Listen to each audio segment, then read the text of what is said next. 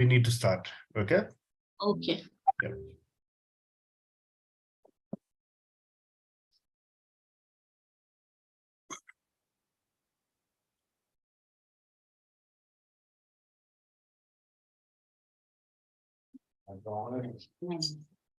And good evening, everyone, and welcome to today's special series.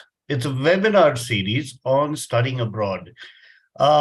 There have been tons of people who've been asking us about the options of studying abroad, where do we go, which schools to go to, which countries to go to.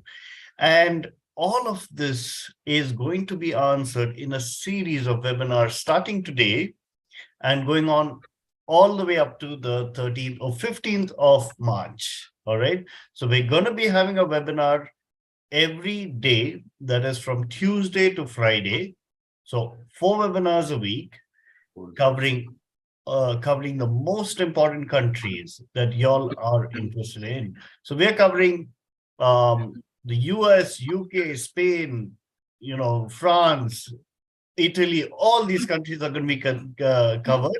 So looking forward to all of you attending today and going forward every day till this series ends. And for the series to happen, we at DQ Labs have collaborated with Shiksha Overseas because they are experts in this field, and they are going to be taking you through this journey over the next few weeks. So we have Mr. Rupinder Singh, who's the CEO of Shiksha Overseas, and Miss Avinder Kaur, who's the Director of Academics and Admissions. All right. So welcome to both of you. Yeah, hi, Tom. Thanks for taking the trouble to come here. So thanks for inviting us here. And I'm sorry, Rupinder sir is not going to be with us for today's session due to some exigency. I mean, he's not feeling well a bit.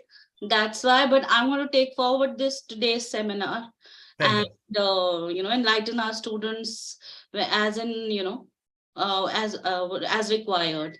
All right, that's great. So Avinder, looking forward to today's discussion on studying in the USA.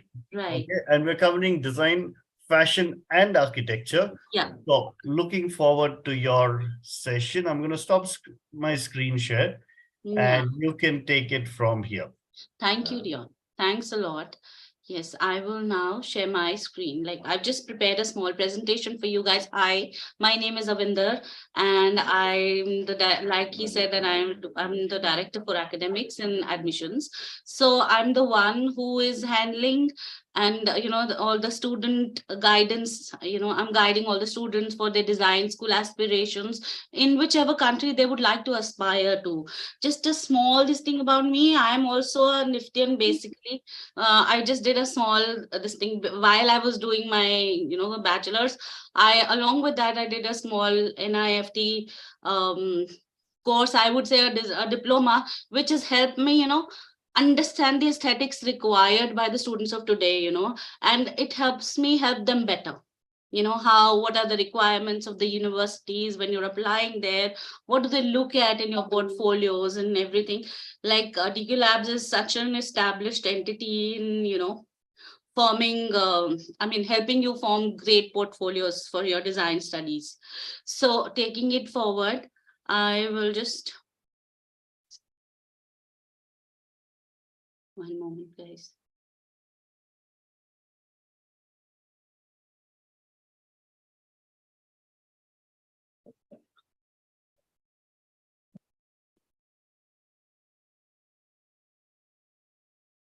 Just 1 second, please.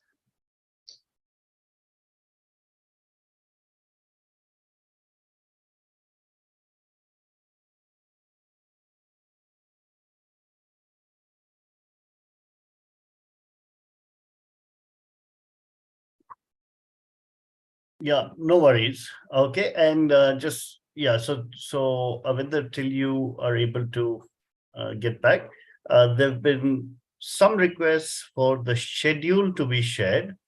what we will do is we will, in tomorrow's introduction, I will share the schedule so that everyone is aware of that schedule and we can cover this accordingly.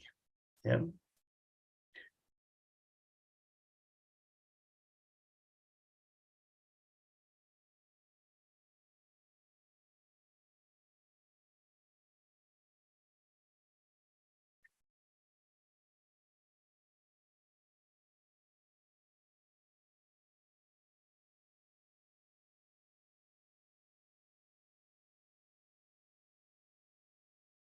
All right.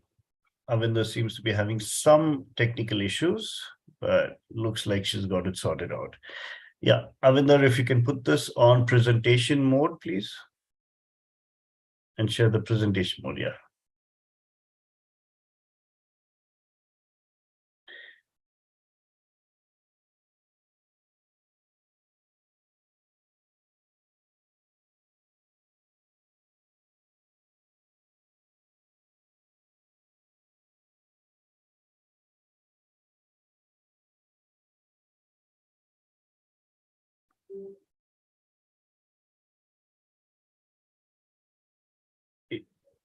Yeah, you may have to put it on presentation. Yeah, this is perfect. And if you can unmute yourself, so we can take it from there. Yeah. And maybe I'll be posting some of the questions in our chat box. So please keep an eye out for that. Yeah, okay. I will. Yeah. Okay, so when we talk about studying design, fashion, and architecture, so we know what design is basically. What we're going to cover in this presentation is design as a study. Then studying, especially some, in USA. Just for today, tomorrow we'll talk of another country, and then some top schools that we are going to talk about in USA, and then some visa process and scholarships available for the students, who want to go for design studies abroad. And then now we all know that creativity is, intelligence, having fun. This is what Albert Einstein said. And, design is creativity with strategy. And also fashion is about something that, it comes from within us. And when we talk about architecture, it's a visual art. It's aesthetics, pure aesthetics, how you culminate it into your design. What do you feel inside, and take it forward. So when we say design creates culture, culture shapes value, and values determine the future. This is how our heritage has moved forward over the years. And India is a very rich and culturally rich heritage country, which has a long legacy to draw upon, and give it to give in terms of aesthetics to its students. And then I say that the best way to predict the future is to create it. If you want to do it, let's take action now. So we talk about an overview on design and education and careers, design, education, and careers abroad. So career opportunities in the fields of design, fashion, and architecture. So we all know that these days design, fashion, architecture, and these are very, upcoming industries. Earlier, it used to be just engineering, MBA, or medicine and all. But of late, there's a lot of awareness among students who would like to pursue design studies at the best of universities abroad, and make something of their life. There's a lot of breadth available in this design industry, and a lot can be explored under the umbrella. And education in these fields can have a significant impact on society, because it's the aesthetics at the end of the day. How we think is how we create, and how we create is how our life culminates. So when the present scenario of the fashion and design industry is that with the rising consumer demand, the industry is expanding at a very rapid stage. And the consumer taste is demand is one of the top priorities for fashion and design industries. So it's become with the inflow of awareness, I would say, that it's become even more competitive. It's not easy to get into the best of schools abroad. And the kind of the persona that they're looking at from the students who are applying to these universities is more like an all pervasive thing. And there are a lot of dynamic and problem solving skills that are required, to for you to meet, the demands of the global fashion design and architecture innovation. And when we talk about studying design, fashion, architecture abroad, it's like, I'm not saying India is not a good destination to study, but being a study abroad expert, I will tell you the basic differences of, studying at Indian institutions and the foreign institutions. So they open up many great opportunities for you, at locations which, are really inspiring, with people who have done a lot of research and work, like for example, studying animation in Japan or fashion in Italy. Like Italy is known to be the hub of fashion industry, So going to study fashion design in the fashion hub will mean a different ball game altogether, So we never saw short of options that are available for us. And there are also wide range of specializations that we can, focus on, including like, graphic design, fashion design, interior design, furniture design, illustration, architecture, product design, industrial design, more and much more. It has many other tributaries. These main courses have many other tributaries and in USA. And you could choose to study a program that covers these areas specifically, or maybe a more general design course that allows you to specialize at a later stage. Okay, so now when we talk about USA as a destination, our main focus today. So USA is home to some of the world's best universities, many of which, they consistently rank in global rankings. Like millions and millions of students, they go abroad to USA and for studying design courses. These institutions are also known for having high academic standards and following strict rules to keep high quality high, and having the resources they need to give their students a great education. They have a lot of funding and aid available to I will say facilitate the study of design for such students who are really gifted, you know and then now we come to how do we select a design school for ourselves. This is the selection criteria I would like you to understand while looking for a design school for yourself anywhere in the world, be it USA or UK or wherever. So first is, you should select a course that is relevant to your career goals. What do you want to be? You want to be a fashion designer or an interior designer? You want to become an architect or a product designer, whatever, or maybe a graphic media specialist, So select course which is also accredited. Don't go for a course which is not accredited. Sometimes what happens is we end up selecting a course which is not accredited by some relevant body, and we end up and despite spending lakhs and lakhs of rupees, I would say going crores of rupees, we end up not getting jobs and our course not being accepted by the companies. So it is very important that you look at the accreditation of the institution, where is the course accredited from, and what is the passing ratio of the students there. What's the alumni network like? Are they also helping helping each other? Are there any famous alumni that you can connect to? And what are the post-study career opportunities that are available to the students of that institution? What is the kind of salary that you're going to get once you finish that course there, be it any course? So the kind of degrees that are available are 2-year associate degrees, bachelor's, master's, doctoral, or certificate programs. But mainly, we will focus on bachelor degree programs, where the duration is for 3 to 4 years, which are at all leading institutions, and a lot of students are looking at going for their bachelor degree programs abroad. These are offered in various kinds of disciplines. I think US is hub to, offering the most number of specialization areas to its students in terms of design education.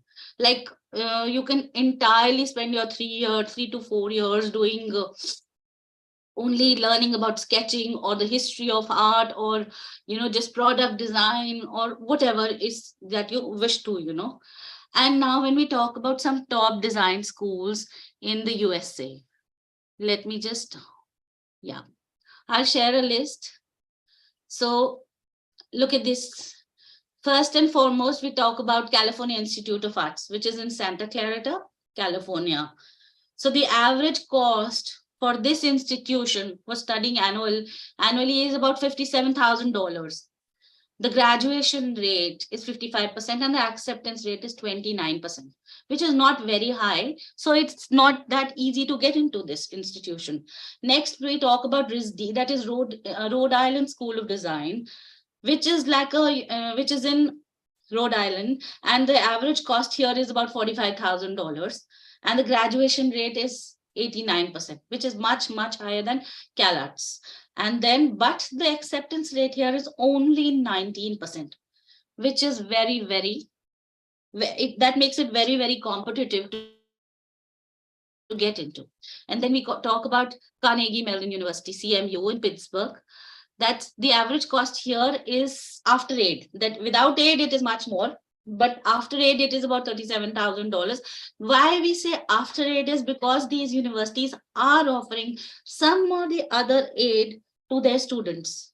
So we can look forward to, receiving, if you're accepted automatically, there's a lot of options, available that are made available to you, and you are given a lot of scholarships that are there. And here the graduation rate is 89%, but again, lowest Avinder, acceptance rate. Yeah. are you showing a list of schools?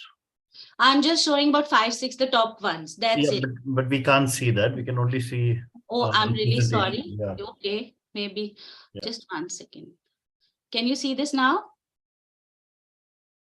Yes, now it can be seen. Sorry. So CalArts is California Institute of Arts, the first one that I talked about. Average cost here being $57,000 per annum, and then the graduation rate is only 55% with an acceptance rate of 29% out of all the students that who apply to this university. Then comes Rhode Island School of Design, which is in Providence.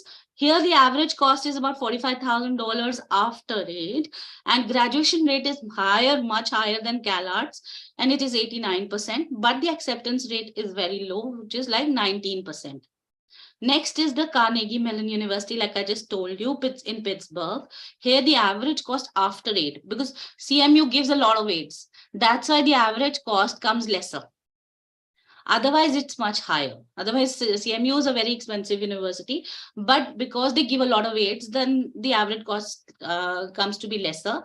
Here, your graduation rate is 89% but only a 14% acceptance rate.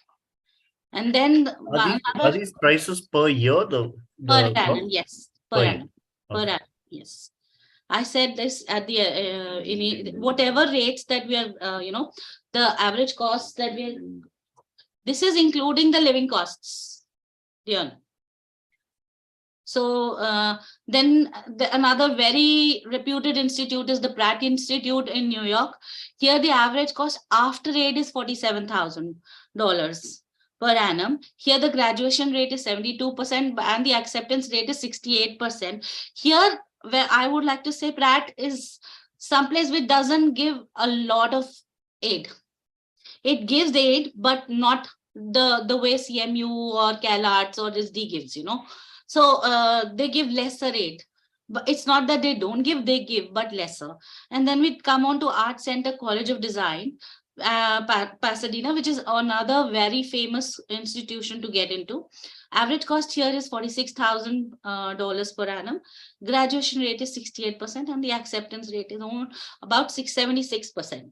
So you have high chances of getting into this, right? So when we talk about scholarships and everything, now I will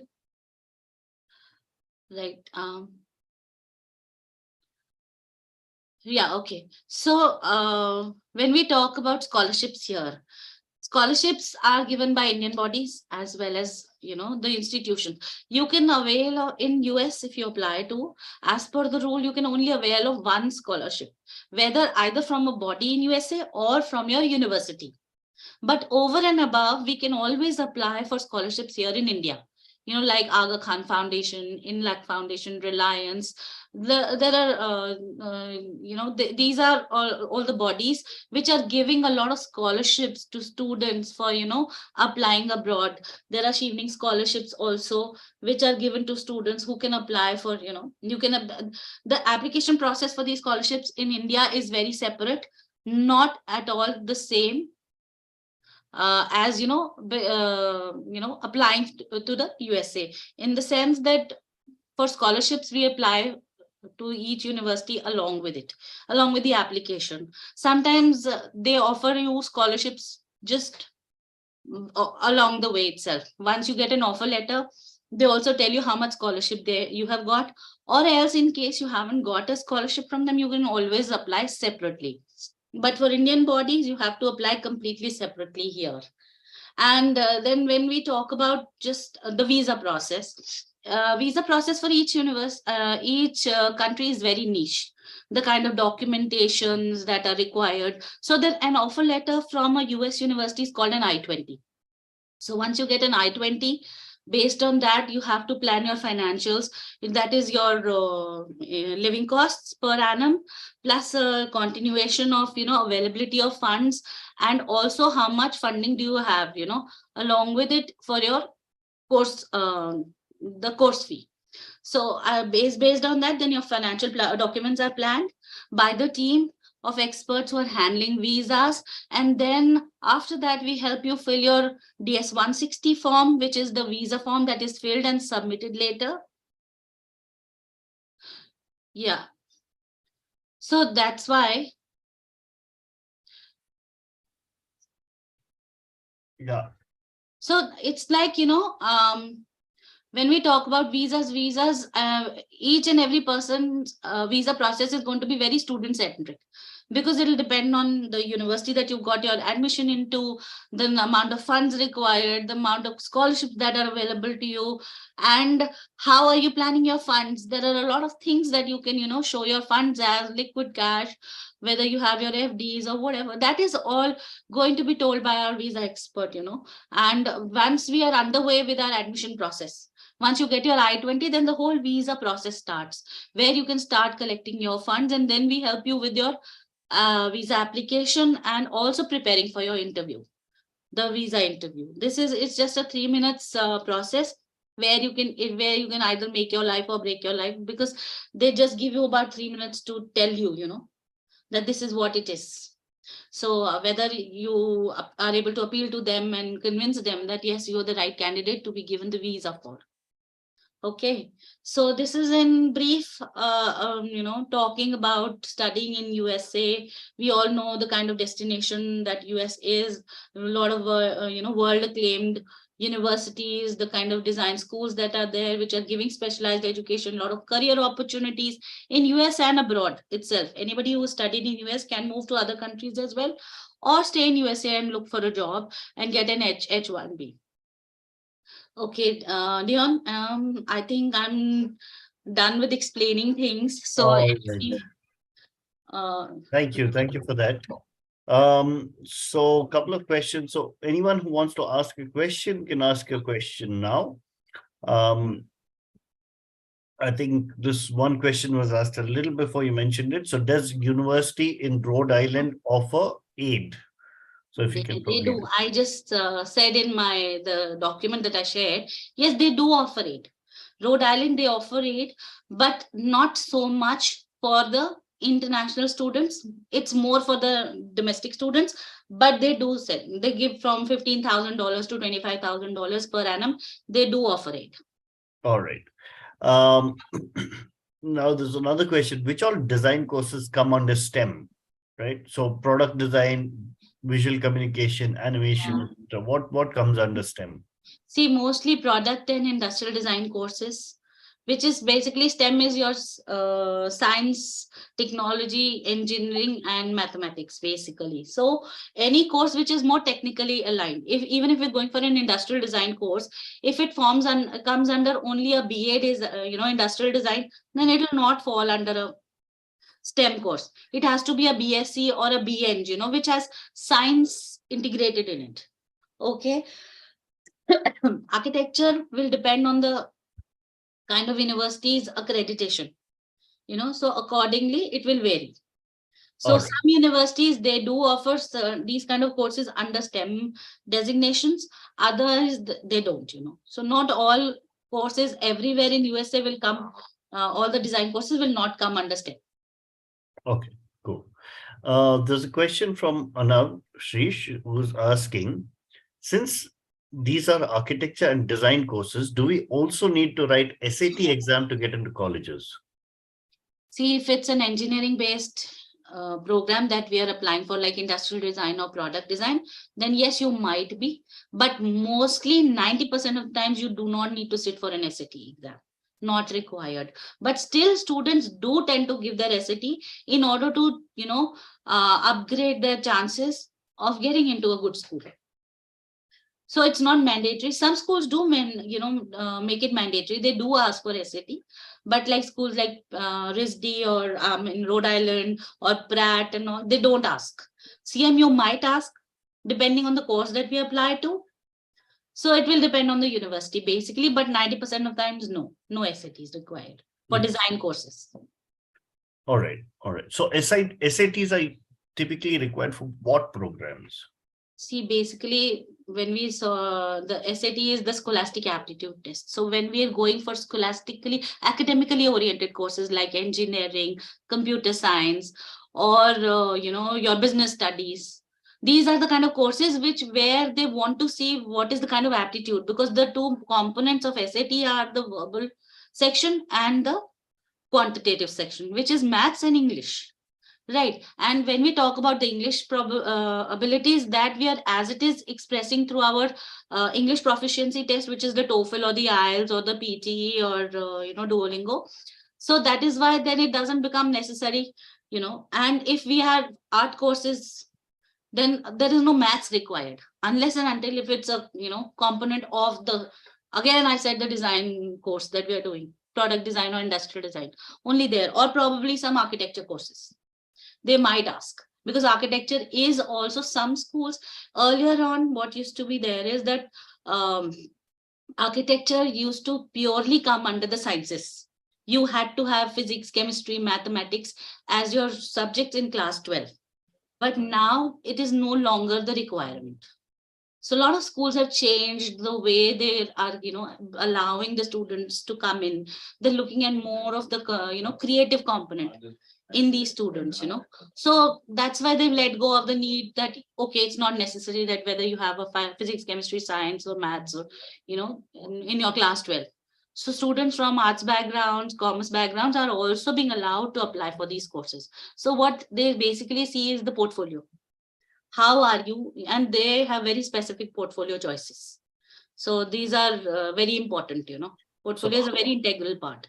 All right. So how important is the portfolio? Since you brought that up, how important is the portfolio? What weightage does that get?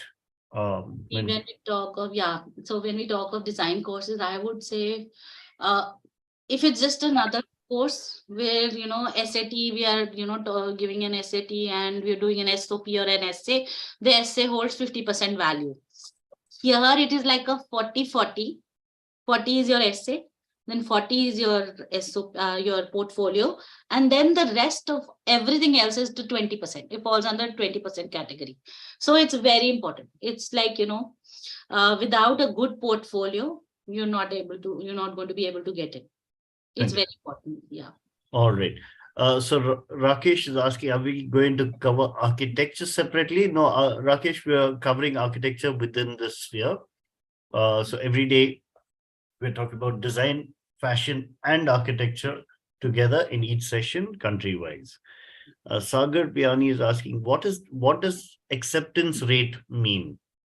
Acceptance rate, like, so okay, so if 100 students are applying to a university, how many number of students are likely to be accepted out of those people in that yearly? So that means it's really, if it's 15% or 19%, it becomes very tough for you to get into. That means the whole process is very, very, very competitive. All right.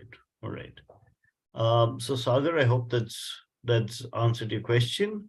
Nitya is asking, what's the selection process for these universities? So Nitya, I think it's just been covered. We just 40%, talked about, yeah, yeah. 40% for portfolio, 40% for SOP, and the remaining 20% is for everything else, which includes what? Avinder, Which if you- includes, yes, it includes your academics, your co-curricular, extracurricular activities, if you've done any other internships or workshops. So when we talk about USA as a destination, they also, like to look at how versatile are you as a, profile. They look at a lot of NGO work and all that. I mean, in comparison to universities in the UK or Germany, they're more bothered about academics, portfolio, SOP. But here in USA, they're also looking at other things that you have done. How are you as a human being? Even when we talk about SOP, it is just not one SOP that we write. There are a lot of essays which talk about, reflect a lot about our persona, our inner thinking, our innate beliefs. They're talking about, where we have to express ourselves from about the kind of society that we are coming from, what are our thoughts, what are belief patterns. All these things are also expressed in our SOPs and essays. So they see a lot through this. That is why I said 40% here, because they see you as a person, not just academics. If you have 90%, then you're sure to get in. No, I'm really sorry, no. You even a 70 percentile student or a 65 percentile student has a good portfolio and a very good SOP will get in faster than a person who is 90% but doesn't have a good portfolio or a good SOP. Has a good portfolio but doesn't have a good SOP, again, no, it's not going to it's not going to happen. Right, right, got that. Um, Ramya is asking if we need to have a list of other universities as well that can be considered. How do they get hold of that? See, offhand, it's of, how we go about, helping our students is like, when you come to us, we, do I will say a need analysis of our students, per se, per course. What if, okay, if I want to get into interior design, accordingly we shortlist, keeping in mind your whole profile, we shortlist universities and share those with you. Often it is easily available over the internet, but which is the, real school for your specialized kind of study, you have to come to us, for expert advice. Okay, okay. And would you kind of group it, say a student is interested in coming to you all, would you all group it as to, aspirational colleges and, definite colleges that they can Yes, do so that they yes, have a range? dream, rich and safe is what we talk about. What do you call that again? We call it dream, reach and safe university. Yeah. So the whole list that is prepared for the students is keeping in mind their aspiration. Now, for example, one of my students, it's like, her profile wasn't very strong, but still she said, ma'am, I want to take one long shot. And that's my dream university. Okay. So I said, okay, I never say no to, such students trying their luck out, because sometimes you never know, luck will also work out all in your favor, despite anything and everything. And amazingly, and it's just not happened once but many a times, that these, even those one long shots have worked out very nicely. They've got through those colleges and they've really been happy and, jumping up and down, like, okay, my target is to get into RISD, or my target is get into, Pasadena, or my target is getting into Pratt or whatever. So they focus. So accordingly we do, help you uh, process the whole application in a very niche manner. We do a whole all pervasive application, as well as, it in a very niche manner. We address the needs of that school that you really want to get into. So it does help you. All right, all right. So Ria's asking a question, the exams the student needs to write for admission. So that's already been covered, Ria. SATs in certain cases, if it's more STEM related programs, probably architecture, probably industrial design, product design. Otherwise, it's a direct application. Yeah. It's yeah. And in that application, focus is on your portfolio and SOP, which includes your essays. How's the opportunity to stay back in the US for work once completed studying at the US? Right. So see, basically, if it's a STEM course, anybody who has done any course for that matter will get a 12 months of OPT. That is optional practical training period, where you can stay back and gain experience in the field that you have worked in, studied in. And at the end of that period, you apply for a job. And if you get a job, then you apply for an H1B and you get to stay back. But if it's a STEM course, then if you have worked for 8 to 10 months in the OPT period, you are eligible to apply for another 24-month extension. That is called another job search visa also, whether you have a job in hand or not. And then so you have 3 years. If it's a STEM course, then you have 3 years. Otherwise, if it's a non-STEM course, you just have about 12 months for you to get hold of a job and then apply for a stay back visa. So this is the scenario. And if it's STEM courses, then there is a lot of demand for STEM people there in USA. There are a lot of jobs available. I'm not saying the other people don't get a job. Yes, they do get a job, but jobs for STEM courses are much more. Like when we talk about courses for architecture or industrial design or product design, and even when we talk about design courses in interior or fashion design and all that, there are a lot of fashion houses which are hiring students from good institutions. If you go to a good institution, then you're sure to get a job, because there's a lot of hiring happening. There is a lot of dearth of experienced and I will say people who are really what do we call this who are really good at what they do, who are very creative, who are able to give something new to the industry, so they do keep an eye out for such people. So there is never a dearth of jobs for such people who are really good at what they do. All right. All right. There's a question from Prakshi, who's asking, what are the entrance exams required to be written for architecture specifically? Is it only the SAT or is there anything else? No, only the SAT. Only SAT. That's, yeah, one more thing that we have to look into this is that we have to apply to architectural schools which are also affiliated with the Architectural Association of India.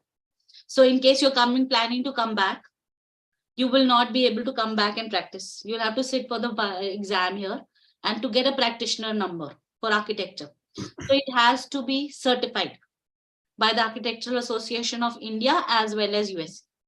So this is specific to the architecture course, not relevant for product design or industrial design or your interiors or other courses, fashion design or anything. But specifically for architecture, yes, you have to go to courses, institutions which are approved by the Architectural Association of India, in case you're planning to come back. In case not, then that's a different thing. Sure. Because this is one question which is always raised by students, because they want to keep a backup also open. Okay. So there are certain schools that are they already associated or approved, basically accredited and approved by the okay. Architectural Association of India. All right. And for that list, they need to probably get in touch with Shiksha. Yes. Overseas. Okay. Ramya is asking, is it required to do IELTS or TOEFL? Yes, it's either IELTS or TOEFL or PTE. These are English proficiency tests, because when we're going from a non-native English speaking country like India to an English speaking country like USA or UK or Canada, we are required to prove our proficiency, that we will be able to understand and do the course there, because it's in the English language, right? So that's why, yes, it is mandatory. All right. Now, Prakshi is asking two questions. What does the portfolio include? Number one, or what should the portfolio include? And number two is, what is the right time to apply for these universities? A very good question now here.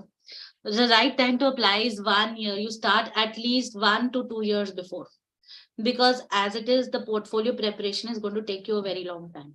You have to be, and what to prepare and in the portfolio, it also varies. There are some basic things which are there in each portfolio, that is there for all schools. But besides that, each school has its own requirements.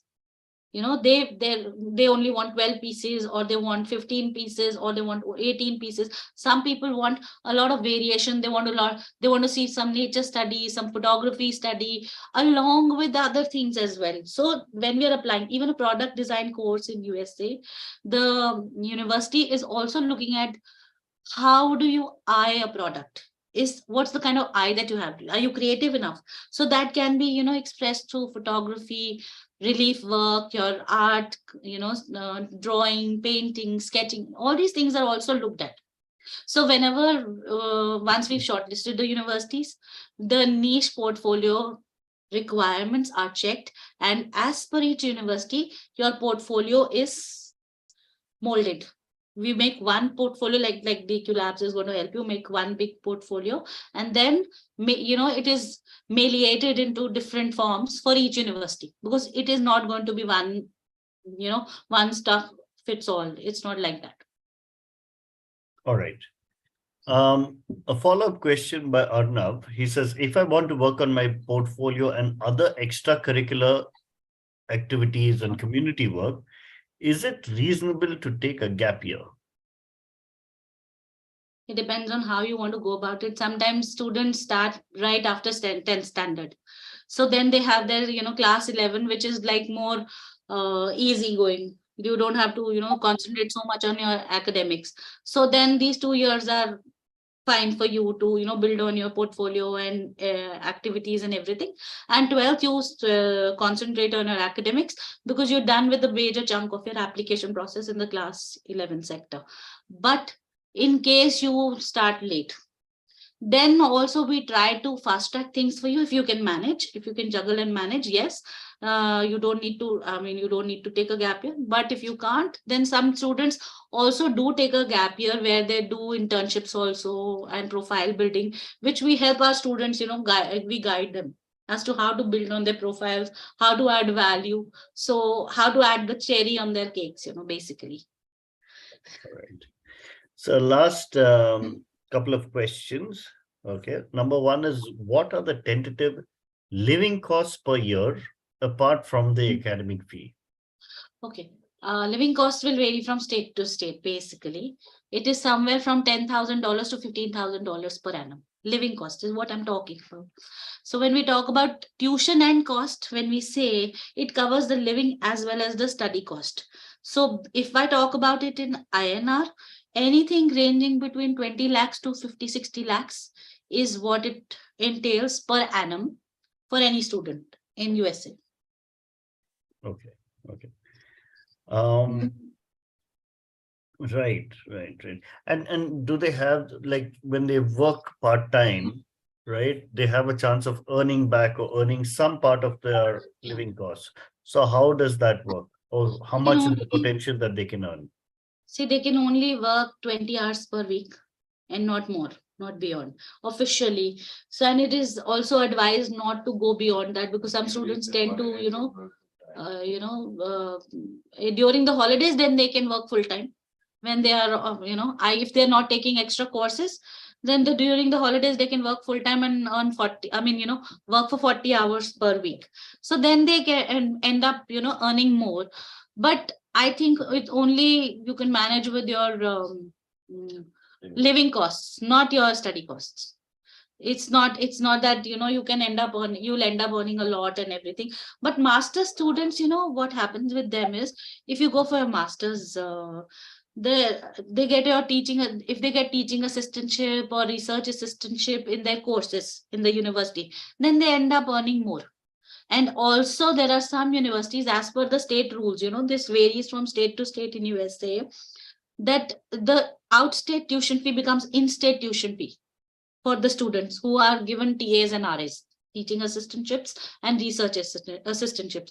For example, the state like Texas, so if you your fee is $10,000 per annum, I'm just giving an example, and you get a TA or a RA, it becomes 1/3. So our in-state is like that. So, but one thing that we need to keep in mind is that a student of Texas, a resident of Texas, if he or she goes to study in California, is considered an outstate student, not an in-state student.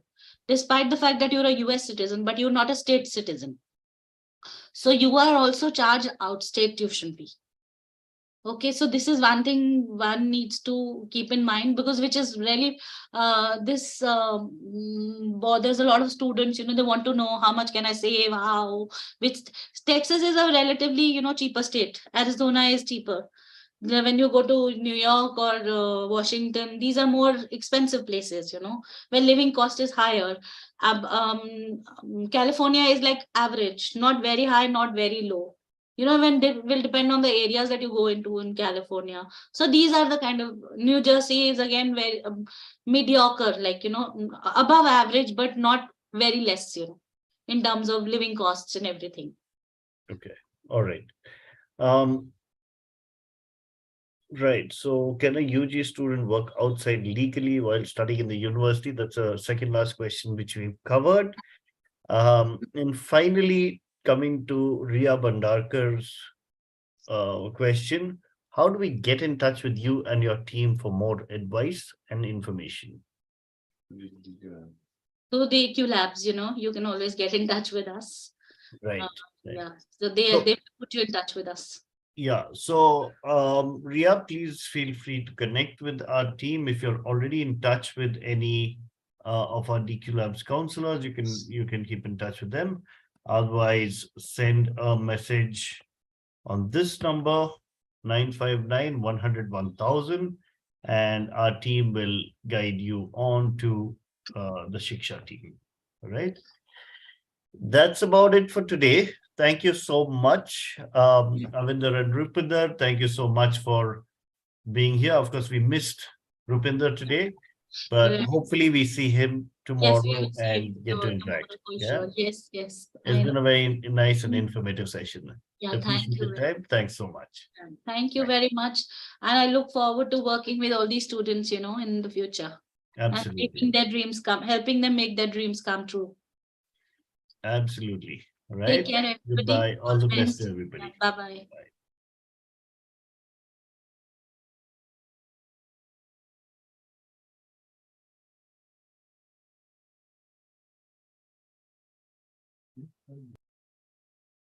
Helping them make their dreams come true.